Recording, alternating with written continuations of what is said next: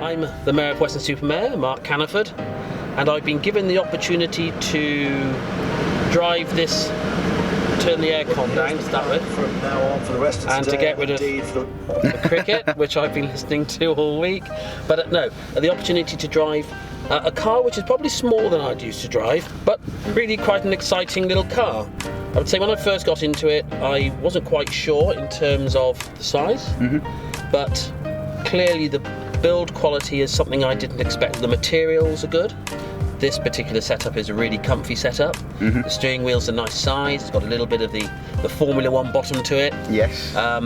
Which is noticeable. My daughter knows when she's saying, "Oh, I like the steering wheel," but it's a nicely put up. And I think I like automatics. I drive an automatic now, and this happens to be an automatic. I drive both. I have both. And this automatic box is really good. It's a really good stick.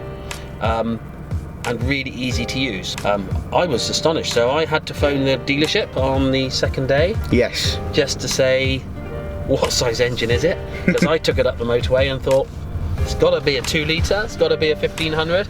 To be told it was only a 1200 was astonishing, because it's just more than 1200. It feels like it goes faster than you think it, or it's sort of more responsive. You know, if someone said to you 10 years ago, I'm going to put an automatic box in a 1200cc car, you'd just laugh them out the garage. You'd say, yeah, why are you going to do that? You'll put your foot on the pedal to get some speed if you need it, and 10 minutes later you might take off. But that is not the case with this car.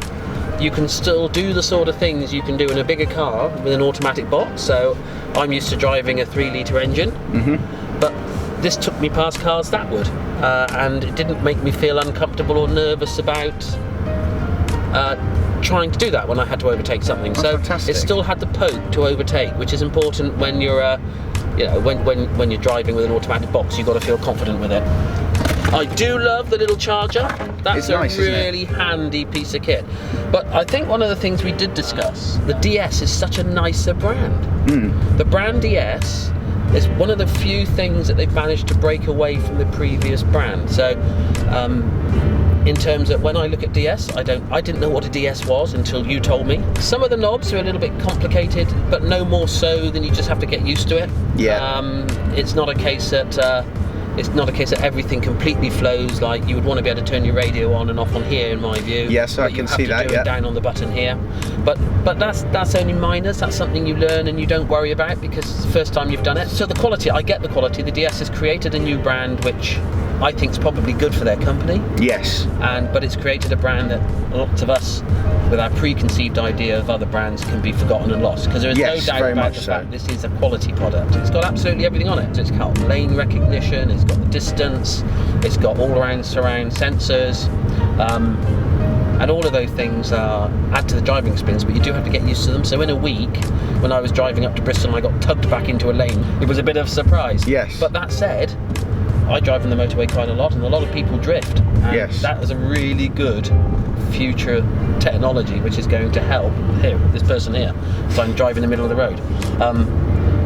It's a really good future technology which is going to make our roads a little bit safer, and it's nice to see it coming in smaller cars rather than just the big prestige markets. Just going to ask you, so obviously you're the mayor of the town council and of Weston-Super-Mare, but apart from sort of, I suppose, keeping all your councillors in check, what is it that you support? What groups or projects do you like to get behind? I went and opened a project that Weston Bay had arranged. So it was autistic learners who had picked the project, raised the money, done the work.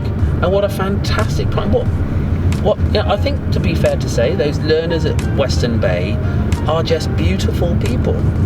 They have qualities that society seems to have lost, and they were just special people. And out of all the things we've done, and we've done some lovely things, we've been to some lovely balls, we've been to some really nice places for dinner as guests and things like this, but meeting those people at Weston Bay is probably the most exciting thing I've done so far. Oh, fantastic. And it was just great. Are there any initiatives, or have you got any plans that you wish people knew more about, or were helping to sort of get involved and excited about? Yeah, there's one big one I really am excited about, and that is out towards the motorway. We have the new, what we call the food works, and it's an opportunity for people who've got an idea, to develop an idea, even to get it to the level of manufacturing and the space for that, and then to be able to bring it to market through the Sovereign Centre, where we're going to be providing space so people can do that.